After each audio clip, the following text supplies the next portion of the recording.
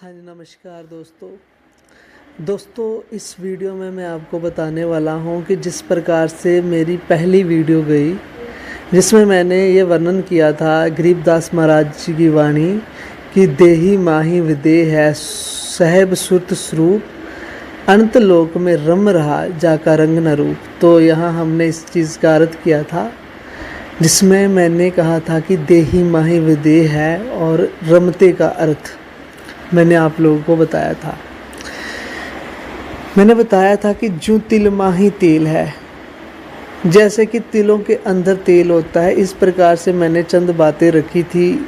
उसके बदले में नितिन दास जी का एक स्टेटस यानी कि उनके कुछ भक्तों द्वारा पैगाम आया है मेरे तक, यानी कि नितिन जी का रिप्लाई आया है। उस पर उन्होंने बात की है मेरी इस वीडियो को। जब उन्होंने नितिन दास जी ने ये वीडियो देखी तो उन्होंने तुरंत अपने जो मोबाइल पे स्टेटस लगाया और बाकायदा उस स्टेटस पे लिखा कि कोई उस तक ये बात पहुंचाए। तो बिल्कुल नितिन दास जी के भक्तों ने मेरे तक जो है वो वाणी भेजी है, और आइए मैं आपके सामने भी वो वाणी को रखता हूँ, रूबरू करता हूँ।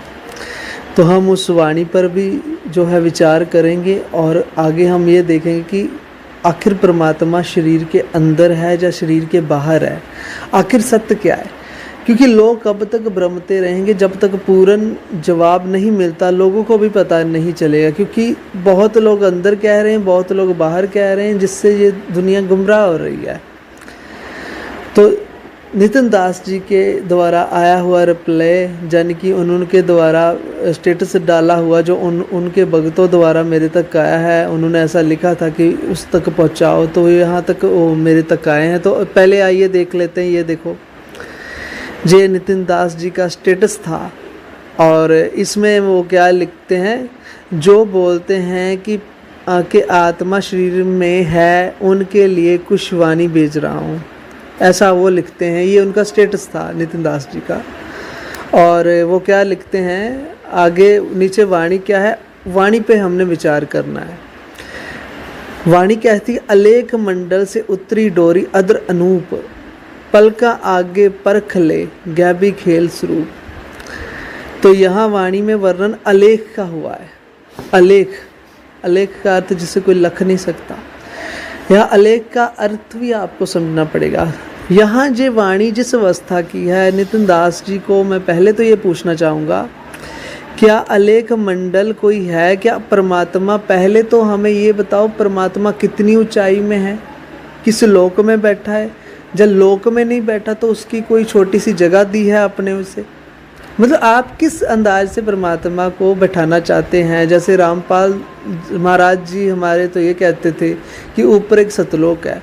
चलो आप लोक ना लगाओ तो आप कोई कॉर्नर रख लो, किसी कॉर्नर पे, यानी ऊपर कोई ना कोई कॉर्नर तो दिया होगा आपने परमात्मा को। वहाँ से डोरी आ रही है, जहाँ मतलब नीचे परमात्मा नहीं है, ये लगा के हम चलते हैं। इधर उधर परमात्मा दाहिने आईने बाइने की कहीं परमात्मा नहीं, ऊपर से बस डोरी आ रही है। चलिए आगे बढ़ते हैं।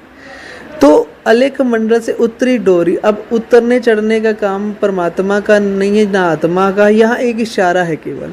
अदर अनूप, अदर जानी अनूप, अदर जानी जो बिना धर, जो बिना आधार का है, बिना दर आधार का। अनूप, अनूप जानी रूपों से परे।